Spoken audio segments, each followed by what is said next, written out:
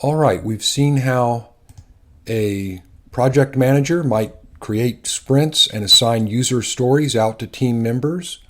We've seen how the individual team members can update their user stories. Now it's time for the release manager to deploy user stories. So the release manager can select any sprint over here at left, and then any user stories that they want to deploy. Often they will just move all of the user stories into the deployment list. They can also take a destination snapshot to be sure that the destination org is up to date. On the next tab, we have to deal with various merge conflicts. I'm going to use some test data so that I have some good conflicts to show you. So these are the asset overlaps in this list at left. These are where multiple team members are working with the same asset. So for example, if we click on Custom Objects, it'll immediately take you to the Merge interface to let us merge the changes between the different team members. But let's look at the conflict report first. This shows all the different user stories down the left-hand side and all the different assets that are in conflict in this custom object in the columns across the top. Right now we're hiding all of the overlaps and just looking at the conflict. If we want to see the overlaps, you'll see all the team members and all of the things that they're building with this one custom object. Now, if you think that there's too many conflicts or too much going on, you can simply go to Notify Owners and send out an email, and it'll send out the merge report along with all of the attached assets to the team members, and then they can fix this problem. But it's really not that hard to resolve and merge all of these different conflicts. So let me show you how. So all you really have to do is look at which one you want in which column and click the Accept button. So for example, I know that these Apex classes, version 46 is what I want. I know that there's just some comment changes in this class. Let's take the class with better comments. There's just a description change in this custom object over here. And so you see the Accept button is automatically highlighted because that metadata is not available in the destination. So let's accept that.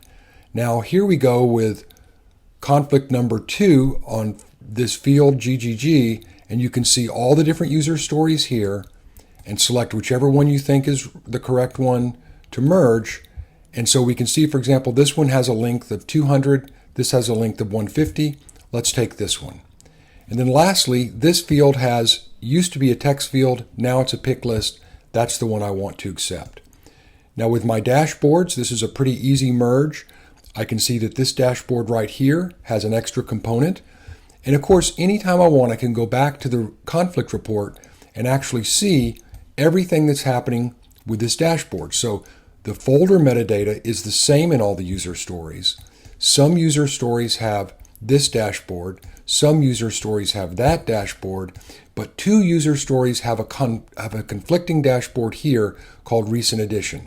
So I can go to my Merge interface and the button's highlighted that I really need to accept, and I can just accept that. You can also merge complex profiles. Let's accept this one, tab visibility, and this one, tab visibility. And static resources. So we have 2 static resources here. You can see the metadata and the actual binary data, and I know that this is the one I want to make my story complete.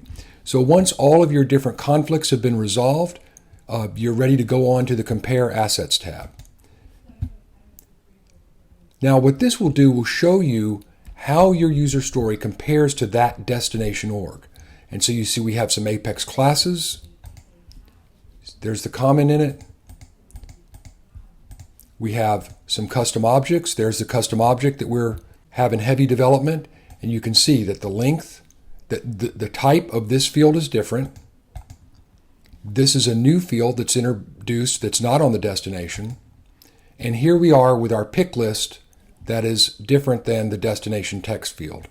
And so just like that, we can go through all of our changes versus the destination, and so on and so forth with our dashboards and also the profiles and the static resources. So extremely visual way to see the differences between all of your different user stories to merge them together and see the differences against the destination org, all from the same interface.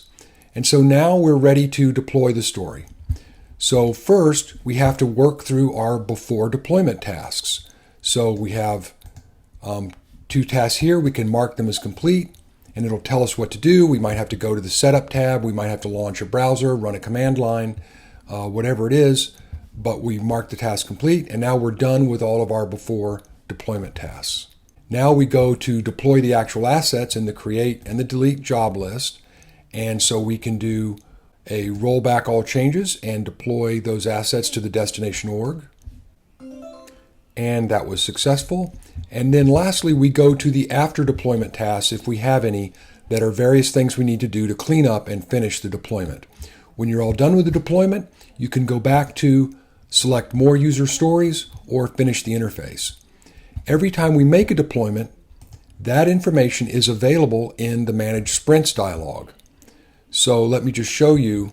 Here's the sprint and user stories that we just updated the deployment. I can go into deployment history for that sprint, and you will see all of the details of the merged user stories, the source and destination org, the before tasks that were completed and not completed, deploy assets, these are what we did for the create and the delete, and lastly, the after tasks if there are any.